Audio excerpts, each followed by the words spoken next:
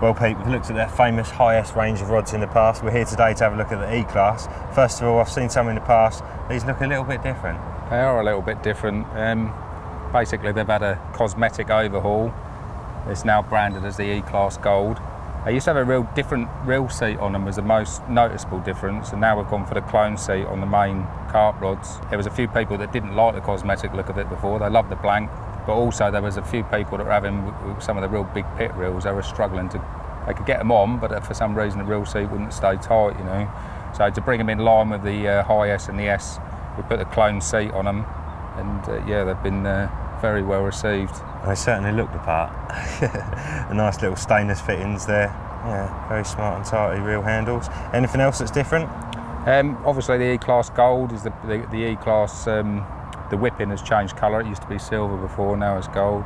Just basically trying to slim and lighten everything down. There's a few additions to the range as well that's really exciting. I was going to say, we've got quite a few here. The Spomb Rod, which when that first came out, everyone was sort of saying, a Spomb Rod? What's the difference between a Spomb Rod and a Spod Rod? So what is the difference between a Spomb Rod and a Spod Rod? When you cast with a Spod Rod, a Spomb, you'd notice that it wouldn't accelerate as straight as it potentially could do. When you slowed it down, especially in footage, you could see from the side I'd have a bit of a wobble going out, and that's all energy lost.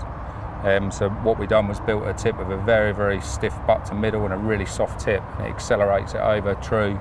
It goes further and can cast more accurately with a Spomb as well. And because the majority of people are Spomming these days, it's definitely the kit to have. I was just going to say, no, there's a lot of people that were like, oh yeah, it can't make that difference, but I've had so many good reviews, you know, so many people just say, they put something on Facebook or something like this, I can't believe it, it's just changed my sort of baiting up, you know. I used to really struggle to get it accurately and at range, and now I can do it, you know. It really is a great rod. Well, they've been out a little while now, haven't they, and obviously that popular that you struggle to keep up demanding. Yeah. We do struggle a little bit of free spirit with that sometimes, but thinking about the sort of blank itself, and that it is the same, and obviously there's new additions to it, so there's different kinds of test curves and different lengths and that added to it. But the blank itself has been around for about 9 or 10 years, and that's the great thing about it, is these rods have been, you know, the blanks have been tried and tested to destruction, and we have very, very few returns. The blank, you know, the high S is probably 12, 13 years old. The S range is nearly 15 years old now, and these are sort of like 9 or 10, as I say. Is that if you buy a set of rods, if in 3 or 4 years' time you do have a problem, say you shut a tip in the car door or something like that, you know, we can replace that for you. We keep all the components in stock because we hand build rods as well. That, you know, it's really, really easy to send the rod back, have a replacement tip, you know, to match your setup. Even if a custom build, we can match the rods exactly. So part of the problem with other rods is that they change very, very quickly. So last year's rod is not what next year's, you know, range is, and they keep changing it all the time. And even if that rod, you know, lasts them a long time, there's a potential that something could happen to that rod. You could drop your barrow or anything else.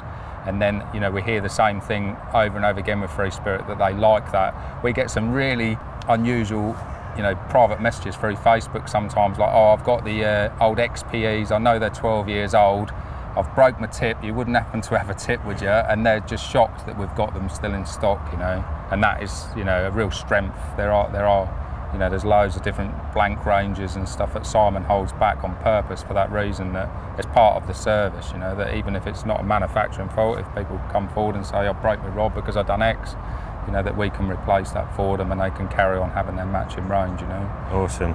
And, you know, the other thing is you hear about lots of fancy terminology, don't you, about new rods and new technology and everything else, but, you know, the Free Spirit range in general, you know, has just proven itself for years and years, like you've said, you know. Yeah. If someone's had a rod 8-9 years or whatever and they're still going strong, yeah, you know that that's a brand that's worth sort of buying into. It's quite funny on Facebook at the minute, as opposed to me saying E-Class, they're great, buy them and things like that. What I do is I put a picture of an E-Class rod up and say, have you used these? Can you review them for us? And the comments that come flying down, they're reviewing their own products, kind of thing, you know. And it's really one of the interesting things about this range. I tend to use the S range, which is the second one in the range, really. So you've got high S, S and then E-Class, but there are rods in this range that I use. So the Spomb rod is one of them that I use. I use the surface creeper, the 11-foot surface creeper. That's got a really nice action to it. Arguably a better action for me than the S range and the high S, you know. So I really like that, and that's like a 110 pound rod, you know. So it's within a lot of people's budgets for a really nice through action stalking rod, you know. Definitely. What's this on the end here? 8'6". Yeah, this is a margin creeper. I've got a 6 foot one myself. You've got a 6 foot. Tell you what, it's caught me a few extra fish. Let's just say that. Yeah, you can get underneath little canopies and that, can't you? Definitely. So yeah, it's a little bit bigger at 8'6", 2-piece. Then there's a 10. There's a 10 SU as well, so it's a little bit more stepped up. A lot of people use them for things like boat carp fishing and things like that. So it's just like a normal carp rod at 10 foot. Then the 11-foot surface creeper. And feels quite pokey. It'd be a nice little snag rod. Yeah, no, they've got a bit of. They're proper carp rods, you know. They're not 8'6" and weak. They've got a bit of backbone to them.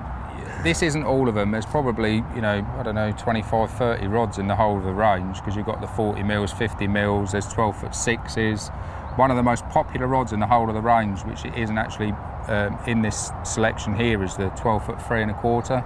You get a lot of people debating whether they want a 2 3/4 or a 3 1/2, and they just go for that. That's a really popular rod in the range. The 13-foot 3 1/2 SU, there's a 12-foot SU as well. That's an absolute animal, you know. Hutch has put that over 200 yards regularly. What's SU stand for? Stepped up. So it's just got a little bit more oomph to it, you know. There's all spods and marker rods and everything else in the range as well. The launcher, the LRS long range spod rod, is a very popular rod for people that can't decide whether they want a certain spod rod or a marker rod, so they tend to use it for both, you know, because it's got quite a, which is great for marking out as well. It's got quite a pokey tip on it, you know. So. And you do find, I mean, I do it myself. A lot of people these days tend to use one for both. You know, yeah. I'll have a lead around with it, yeah, and I'll clip the lead off and clip a spod or a spom on, yeah, and bait up with it as well. And it saves you carrying an extra rod, doesn't it? Yeah, definitely. I've only got one. I tend to do the same thing now with a spom rod.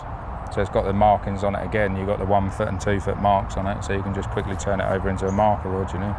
Super. So it's all out already, is it available? Yeah, it's all available. Yeah, it's all out there. And like I said, the reviews that we're getting back, you know, nothing's changed to some extent, because it's the same original materials and blank. So it's tried and tested. People have got utmost faith in it. It's just a cosmetic look now. You know, it's got a better feel to it. It's slightly lighter, you know, and it's been extremely well received. We have missed one thing though, and I've got one myself. Had it for years, and it's still going strong. Yeah, as with all the Free Spirit ranges, that you know, we complement it with a net, so it's exactly the same material in the net pole as what you've got in the rods. Nice stainless steel block on it. Little clip on there. Little clip on there. Ultra soft mesh, green mesh, olive mesh. And these have got nice little stainless inserts here, haven't yeah, they? They're easy to pop out. Lovely and strong. Like I say, easy enough to get set up. Do you know Free Spirit were the first company to make the green meshes? The green meshes? Yeah. That's an interesting fact, Pete. Yeah, it was all black before. Now you look in a tackle shop and every single mesh is green nearly. You can't see hardly any black ones, but yeah, Free Spirit were the first people to make a green mesh. Free Spirit, showing the way.